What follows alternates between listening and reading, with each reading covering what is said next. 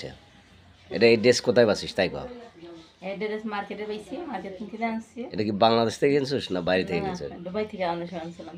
হ্যাঁ, দুবাই থেকে। দুবাই থেকে আনছিস? হুম। আসলে ড্রেসটা তো খেই স্মার্ট ড্রেস রয়েছে। বাচ্চিগা। আর ওই যে ফুলগুলো তো কঠিন, তোর চেয়ারের সাথে একদম খাপ খাপ মিলে গেছে, বুঝছিস? হ্যাঁ।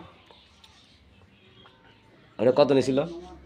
এরা বাংলাদেশে তো বাইরে থেকে আনছিলাম 2 টাকা দিয়া। তাহলে এনকার কয় টাকা?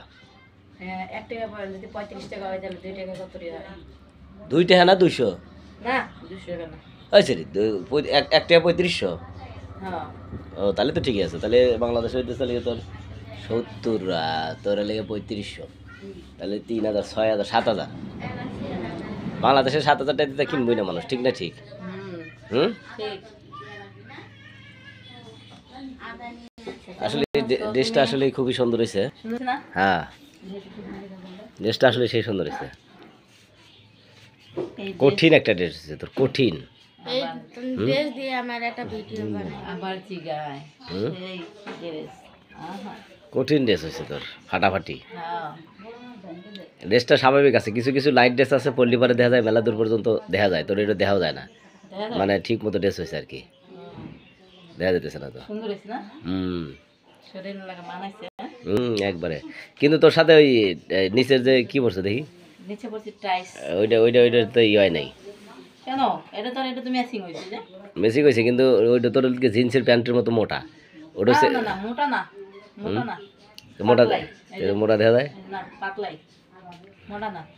আরে আমি তো মুখ ধুইনি এখনো, দাঁত ব্রাশ করিনি। তাই তোকে এত সুন্দর দেখা যেতেছে। হ্যাঁ। কষ কি রে?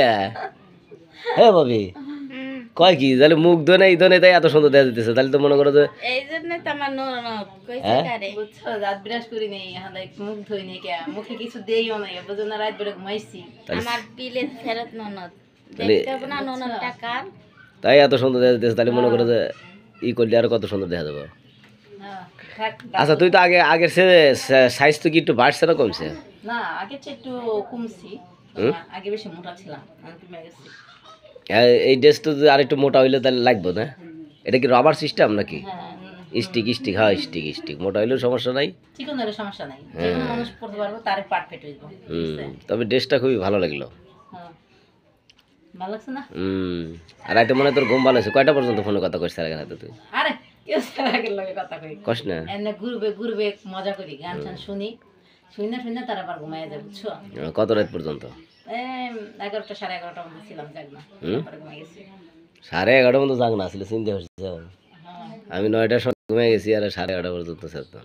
তুমি তো জানে রাইতে নেই কাইত, ওরে ওরে রাইত করে দেখা কাইত, তোমার কথা কয়ে লাভ আছে? মেয়ে মানুষকে আর এমন, মেয়ে মানুষের একটু টাইম পাস করতে হয়, একটু কথা বলতে হয়, আচ্ছা একটু সুখে দুঃখের আলাপ করতে হয়, ঠিক আচ্ছা। আছে?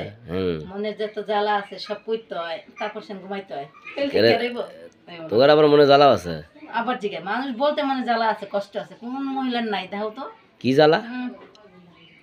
কত জ্বালা আছে, স্বামীর জ্বালা আছে, প্রেমিকার জ্বালা আছে, কত সুন্দরী তো জ্বালা থাকে। হ্যাঁ, কত সুন্দরী তো গার্লফ্রেন্ডের জ্বালা থাকে। গার্লফ্রেন্ড কি তোর আছে? আব্বার গার্লফ্রেন্ড এখন নাই, আগে ছিল, এখন সব খালি বেলি সব বাদ দিয়ে দিছি, এখন ভালো হয়ে গেছি, ভদ্র হয়ে গেছি। তো আগের গার্লফ্রেন্ড বাদ দিলে কি করে? গার্লফ্রেন্ড কি বাদ দেওয়া যায়? হ্যাঁ, ওই সব রাহি না, যেটি নাকি অসভ্য বিয়াদব, এটি রাহি না। ও বেদব। কে গার্লফ্রেন্ড কি কয়? ধ্যারবে কয় খালি? রাতে কি ঘুমে বেড়ছায়? হাই, না ঘুমাইতেছে না, তাহলে খালি খুব দেখাও, তুমি নাবিটা দেখাও, হাট, মানে ওরা উঠে দেখাও।